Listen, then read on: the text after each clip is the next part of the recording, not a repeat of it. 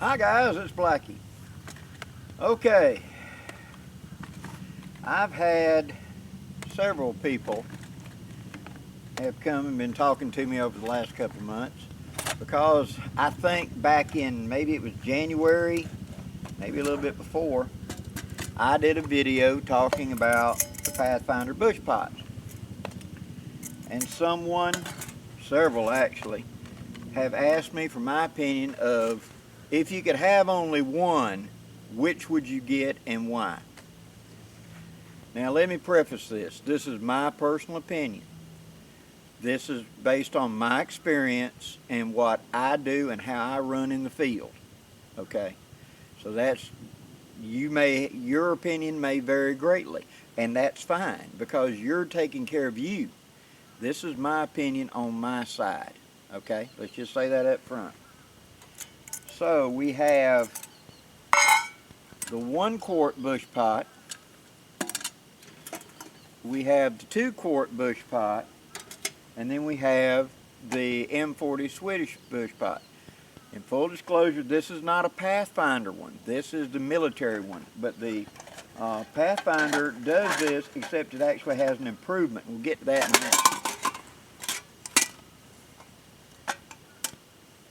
It actually has an improvement, but we'll get to that in a minute. Okay. In a head-to-head of the 1 quart or the 2 quart bush pot, if we're talking about just a single person, okay, then that's going to make me lean toward the 1 quart. The 1 quart is a distinct improvement over the, and these don't come in the kit, these are part of my kit, and I'll talk about them in a second. But the 1 quart is a perfect size for one person. It's big enough you can use it as a drinking mug. I like because here's the bail, here's the handle, you can drink right here, so to speak, without having to have this in your way. It's good size for a couple of cups of coffee, things like that. And you can make enough stew or whatever to feed a grown man in it pretty easy. You can see mine's kind of, I paint all of mine. Pathfinder does not come black. I paint it with barbecue paint. I've done videos on that. But for me, a single with a carry bag, and then like you say, I make up a kit to go with it. Now I had already existing a Coleman Peak 1 cup that went inside and will fit inside of it, and so you got a coffee cup, a separate cup in my kit. It doesn't come with that. And then I also had another Coleman cup that would fit on the bottom of it like that. If you want those, you're going to have to find them on eBay or something like that in used sets and come up with it. I like the fact that the lid seals well. It's a recessed lid, and that lip right there for pouring out coffee is not too big. That means that I can seal this up fairly easy to utilize it the same way I'm going to talk about utilizing this. So if I'm going to take this and I want to use it like a little Dutch oven, I'll take aluminum foil, put my stuff in here, and put the aluminum foil on it. If I have enough aluminum foil to do it, I'll line this completely with aluminum foil and roll it out to the side, and then put that hunk of meat or whatever I'm doing into it. Why would you want to bake it this way? That's really tough meat. Something that's not tender at all, and I've got to cook it a long, slow time. Basically a slow cooker then, or like a Dutch oven. And that's at a camp. I'm not going to be doing that on the move. That is, I'm going to be sitting here for a couple of days. I got enough time to get a fire going, keep that fire going all day as part of my camp, and put this out there in the coals or suspend it over it to slow cook a really tough piece of meat. Yes, that works. But like I said, you line it with aluminum foil, you put whatever it is that's tough in here, and then you would put the lid on, and then you'd fold the aluminum foil over the top. That'll seal it up and keep the steam in and keep it from drying out. Then you could hang it, okay? Or you could sit it down on a thing of low coals and build a ring of coals all the way around it and do it like a Dutch oven. Okay? So I can do bread in this, I can do baking in it, make soups, stews, use it as a soup pot, use it as a coffee pot, use it as a drink here, something to drink. And I can also do a lot of immersion heating in this. Now where these are really handy, any of these types, hold on a minute, get that right there. This is one of the Hormel quick meals. It will just wedge in there on the side because the side's got a plastic edge, ain't gonna crank it. You then fill it full of water, hang it over the fire or sit it on the fire and let it come to boil, and it's immersion heating. I can pull it out, I'll have a hot meal, and I still got a clean pot that I can turn into coffee. Okay? So for a single person who doesn't eat big volume meals, this, to me, lighter, smaller, more compact, easier to pack, I think would be the better choice, the single. One step up, the 2-quart Bushpot, double the size. Now, those of you that followed my channel know I've carried the Pathfinder 2-quart Bushpot since they came out. When Dave brought these out for sale, I had one within the first couple of weeks of them doing it. Same features like this, got the stove with it, but it opens up a bigger cooking options because of the size. Now, if you're somebody that wants to experiment with cooking, not just for you, but for you, your wife, or traveling companion or something, the 2-quart is the better choice because you can get enough volume of food in here to feed 2 or 3 grown men. Where the 1-quart, it's going to be, you got to have 2 light eaters. This will easily feed 1 man all he wants, 1 man and a kid. This would be a great one for a kid. But as far as 2 grown men, the 2-quart is the minimum size to go with because it's sheer volume that you're going to be using in camp. Now, inside of mine, I carry a little bitty fry pan. This is one of the Coleman's. When I was at the Kentucky Expo, I got to see a display and it was someone selling Pathfinder gear and Bushpots and etc. And the Pathfinder SRO does have a small skillet about like this, but the handle folds underneath instead of the side like this. Better design. But it's roughly identical to the same size and it does fit inside the 2-quart Bushpot. So if you're wanting to duplicate what I'm doing, get that little titanium skillet or whatever it is from SRO to go with this. Sorry for the wind if the wind making too much noise. And it will drop right in. The advantage to this is if I turn it upside down and drop it in, now it's a standoff and I can bake dough directly on top of this, see, and be able to bake bread, whatever, and not have it burn on the bottom so easy. So biscuit dough, that type of stuff, I can just put a glob up here and make something on it really easy. Also, the Bushpot has small, at least my model, they may have changed it over the years, I don't know, but mine have got small handles on it, whereas the handle on the 1-quart's double the size. So if you got big hands, that might be a consideration. I like to take it and do it like this and stick a stick through there if I'm going to put it, and I can take the small pan and slide it in sideways like that for a reflective oven baker. So I set it down like this, and with a stick under there, those legs won't collapse, and it will stand up like that. You want to get it up off the bare ground a little bit so you get a little heat flow underneath. Even better, if you have the stove with it, is being able to take it and set it on the stove like that, so that the heat of the fire out here will reflect your oven into that a lot easier. Of course, use you a glove to take out, turn your bread around or whatever, and put it back. So if you're cooking cornbread or whatever in it, you can turn it around. Now this little fry pan also serves as a plate. So if I'm going to be creating a bigger pot of stew for me and my companions, I have a separate eating thing that I can use this to a plate to eat out of. So you dip out, or I can dip you up a big portion and hand it to you, and then I can eat out of the pot. See, to take care of you and your companion.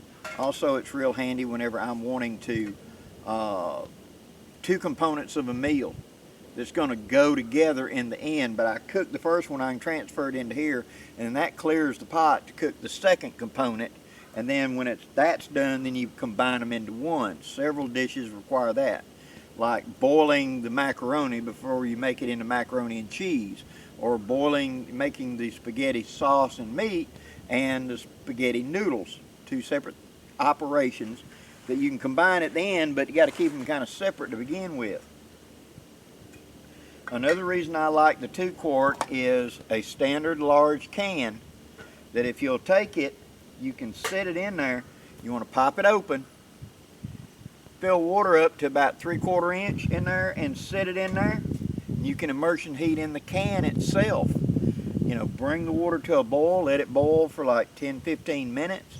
Take your glove, grab a hold of the can, pull it out, sit it down here, stir it up. Make sure it's clean. Put it back, and you can immersion heat directly in the can that way. And keep a clean pot this way. With the stove, here's another little trick. Now I talked about taking aluminum foil on the 1 quart. Same thing with this coffee pour spout right here. If you'll take the aluminum foil and you can line the pot if you want to, or put a piece across the top, press this in, and that will seal it up right there. You ain't losing steam out of it. So you can use this kind of like a Dutch oven. Like I said, same like this one, where I put it on something warm and then I put a bed of coals around it so the heat is heating it evenly all the way from the side. Okay, you can slow cook with this that way, as well as boil and etc. Also with this, with the stove, here's a trick I'll pass on to you. I'm wanting to bake bread. I can build a fire right here, pretty hot fire, get it going pretty good, get the ground good and warm, especially when I've been camping here a day or so, and that ground, I've kept a campfire going for 2 or 3 days, the ground is nice and hot. I can have the fire right here and I can rake the fire out of the way with my skillet upside down in it. I can put my corn muffins or whatever up here on top of it, whatever bread I'm baking. And then I can take the stove and scoop the stove full of hot coals and set it on top. So the heat's coming down from the top, see? And be able to cook bread, things that's got to rise, like rolls or cornbread or something like that, where otherwise it'd burn the bottom. The top's done, but the bottom half is burned to black. That way the heat's coming from the top down. And this is going to be a very slow process. I've demonstrated this on camera, I don't know, maybe 10 years ago. But it's going to be a slow process, but that's fine. I'm not in a hurry. I'm wanting to cook something good. I'm going to have this done before my meal. I'm in no rush. This type of scooping this full of coals and setting it up there, and then whenever it comes time to check it, all I got to do is grab this with a pair of pliers, come it off, lift that up, check the lid, not quite, and be able to set the heat right back on it, where I'm not dumping the coals constantly. You see what I'm saying? This stove can work for that pretty well as well. Being able to use it in a fire to get it high enough that you can have the hot coals around it. Maybe it's summertime and it's just a little too hot to have a big fire, you know. I have dug a Dakota hole, put this over the top of the Dakota hole, and then fed small stuff into the Dakota hole and had enough heat to boil and cook that way without having to generate a big area heat, because man, it's hot out here. I don't want to be up near close to a campfire. I'm already sweating. I can use a focused fire that way, and this helps tremendously. So that gives the 2 quart a definite advantage over the 1 quart. Now, third,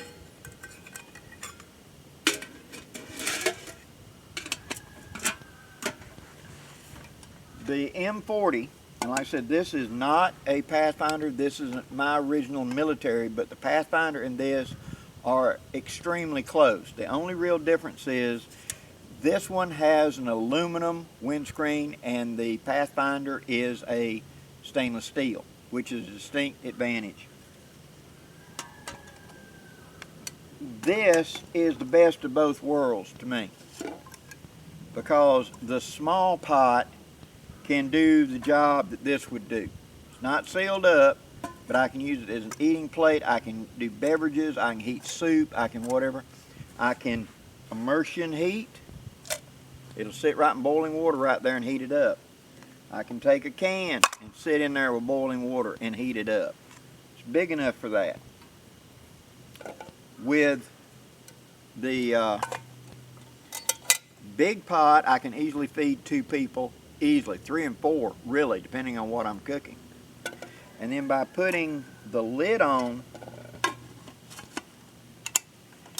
this can be set sideways in a fire with, like I said, a ring of heat, and used as a Dutch oven. Now, it's not going to hold liquid because of the way it's built, right? I could do it that way, but if I'm wanting to do it sideways for like a slab of meat so it's heating evenly, I can wrap that meat up in a bit of aluminum foil, or make me a pan of aluminum foil to slide the meat in, slide this in, and then put a ring of hot coals all the way around it and let it slow cook a tough piece of meat that way. It also serves as a hanging pot, so I can utilize it. It also serves as a little bit of an awkward fry pan. It works, but it is a little bit awkward. You got a narrow space there, so you can fry some stuff in it, but it is going to be small and awkward. That's an advantage that these two do not have. So the Swedish set definitely does have that advantage. This can be used as a fry pan, and although you could turn the lid upside down and fry on it, you're really using it more like a griddle. Both of these can be used as a griddle that way, but not a true fry pan. And so this is a distinct advantage. Now, for the 2-quart with its its stove, is actually better as a wood stove than this. Now, all of these can work with a Trangia alcohol stove or something like that. And typically I use this one with an alcohol stove. But it can work with a wood stove. If I don't have fuel, if I've lost the Trangia, whatever, I can utilize this with a campfire, both to heat it conventionally, and I can take this, notice that big hole in the bottom of it? I can rake me up a bed of coals right here, sit this down on top of it, upside down, and then put my pot on top and feed little sticks in this hole. It's not a great idea. The stainless steel one of the Pathfinder will take a lot more heat than this thin aluminum with. I could warp my aluminum one, but the Pathfinder should handle it pretty well. Don't go overboard. It's supposed to be a small, low fire to heat it slowly. This isn't a blowtorch, okay? So go slow and easy. Something slow and small would be fine. Plus I can lift it off the top and drop a little on over that, and heat will come out these holes on the side, just like on the Pathfinder. So, one other tip I will add, I've added before, and I have discussed all of this before in previous videos, but I discovered that a U.S. Army canteen with the butterfly handles will fit perfectly into the Swiss pot. So that is like this, my extra bowl or whatever, a standard U.S. Army canteen cup with the butterfly handles will fit easily into the Swiss, and it should fit into the Pathfinder as well. And so that gives you an extra pot, like I said, for food, eating, sharing, etc. And it doesn't take up any space that way because I've still got room to put all my gear in it. So, what is the best choice? Because that was the question being asked. If you could only choose one, what would you choose and why of the Pathfinders?